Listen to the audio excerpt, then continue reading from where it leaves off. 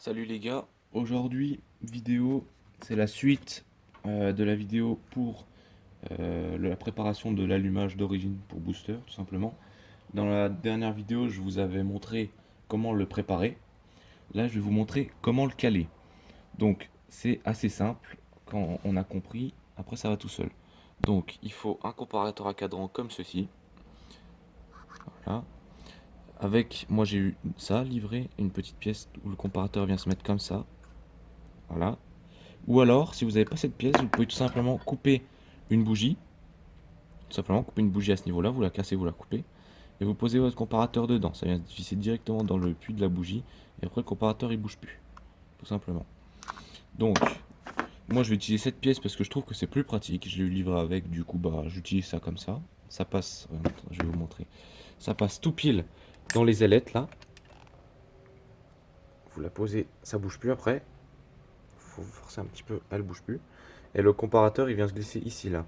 Et du coup, c'est nickel parce qu'après, ça bouge plus. Avec mon truc de bougie, j'ai un peu fait n'importe quoi quand je l'ai faite. Et du coup, ça bouge un petit peu. Du coup, bah voilà. Du coup, maintenant, on commence par laisser son stator. Tout simplement. Avec dans les trous bons qu'on a fait la dernière fois. Clac. Une vis.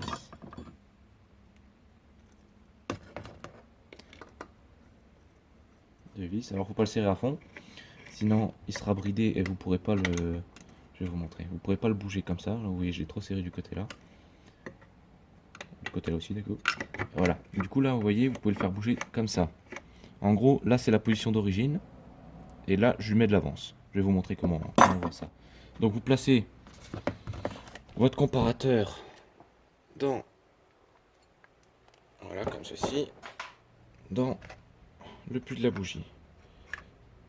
Clac. Donc, ensuite... Attendez, je vous recale correctement. À peu près, là. Voilà. On va se mettre comme ça. Là, je mets mon stator, mon rotor, pardon. Dans la clavette, c'est très important. Et vous tournez dans le sens des aiguilles d'une montre. C'est le sens que le moteur tourne. Dans le sens des aiguilles d'une montre. Et vous voyez, vous tournez dans le sens des aiguilles d'une montre. Et à un moment, l'aiguille fait demi-tour. Ça veut dire que c'est votre point moro, c'est pile quand l'aiguille elle s'arrête. Quand elle retourne dans l'autre sens, c'est le piston qui redescend en fait. Donc là, voilà. Vous vous mettez au point moro, vous calez votre zéro. À peu près, hein. Clac. Le zéro. Vous voyez, je suis pile sur le zéro. Ouais, vous voyez tout juste. C'est nickel. Voilà. Donc une fois que vous êtes au zéro, c'est votre point moro, vous savez que c'est là. Alors ensuite, maintenant que le comparateur est calé, tout va se passer en bas. Alors attendez, je vais laisser ça comme ça, je vais vous recaler ici. Maintenant, je me remets mon zéro ici. C'est chiant parce qu'on voit pas tout. Alors, là je suis pile au zéro. Donc maintenant, vous allez dans l'autre sens. Dans le sens inverse du moteur. Et pour un calage optimal, enfin optimal ou pas, en fait ça dépend de votre configuration. Si vous êtes d'origine, vous pouvez caler votre moteur à 1,1. Je vais vous montrer ce que ça représente. D'origine il est à 0,8. Vous pouvez le caler à 1,1. Moi j'ai un scoot avec un kit 70, je l'ai calé à 1,6. Mais il faut juste pas le mettre trop d'avance, sinon vous risquez de faire des trous dans les pistons. Vous risquez d'avoir de la détonation, de faire des trous dans les pistons. Donc il faut regarder assez souvent votre calotte de piston pour voir si elle est abîmée par votre avance. Donc là, vous mettez, je vais vous montrer, le cache d'origine c'est 0,8. Du coup, 0,8 celle-là, vous voyez, ça passe de 0 à 20, ça fait 0,8, ça fait 80 en gros. Donc là, si je mets mon allumage d'origine, vous voyez, il y a un petit téton juste là au centre du capteur. Au centre de ce capteur, là, vous tirez un trait, et pile au centre, c'est l'allumage. Genre ici, c'est l'allumage. Il y a un petit téton au centre du capteur et là c'est là où se fait l'allumage. Donc là, elle est à 0,8, elle est d'origine. Ici, elle est d'origine. Là, l'allumage se fait maintenant sur un allumage d'origine. Et du coup, grâce au trou qu'on a fait dans le stator, on va pouvoir décaler ça. Clac. Et là, alors moi on le décale. Là-haut, on est à 0,8 et là on va passer à 1,1.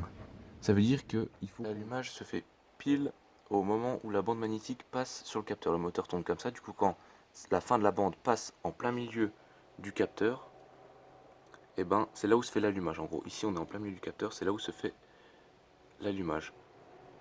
Du coup voilà.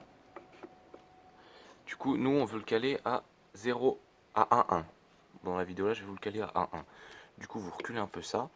Et il faut que le téton, vous le voyez bien là, le milieu du téton, voilà, là on est à plus ou moins, je vais vous dire ça, là on est au milieu, là on est à 1,4. Du coup ça veut dire que j'ai trop bougé dans le sens comme ça, ma platine ici. Du coup je vais la redécaler un petit peu comme ça. Là on va se remettre en plein milieu. Clac. Là on est à 0,9 à peu près. Du coup je l'ai encore trop bougé dans l'autre sens. Je vais décaler un peu comme ça. Et là on est à peu près 1,1. Du coup là on est à peu près bon au calage. Du coup quand c'est comme ça, vous touchez plus au stator. Vous retirez votre rotor, ou alors si vous avez une clé qui passe, vous serrez tout de suite. Vous voyez elle passe pas, celle-là elle va peut-être passer. Voilà, celle-là elle y va. Vous serrez tout de suite votre stator. Clac, comme ça la position ne bouge plus. Clac, je suis en train de faire la même chose de ce côté. Là, il est serré. Du coup maintenant vous tirez votre rotor. Je vais vous remettre correctement. Vous n'avez plus besoin du comparateur à partir de maintenant, sauf si vous voulez vérifier. Mais là, on a calé à 1,1 du coup. Du coup, vous serrez correctement vos vis. Clac. Clac. Un petit coup. Hop. Ensuite, vous n'avez plus qu'à remonter le rotor sur la clavette. Avec, vous n'oubliez pas, la rondelle. L'écrou. Serrez ça bien parce que sinon, ça risque de sortir. Je parle en connaissance de cause. Ensuite, vous enlevez votre comparateur. Vous enlevez ça. Puis là, vous n'avez plus qu'à faire tout le chemin inverse. Remontez les LED qui se met là. Remontez le moteur, tout simplement. Et après, vous avez plus qu'à démarrer. Donc voilà, c'est tout pour cette vidéo.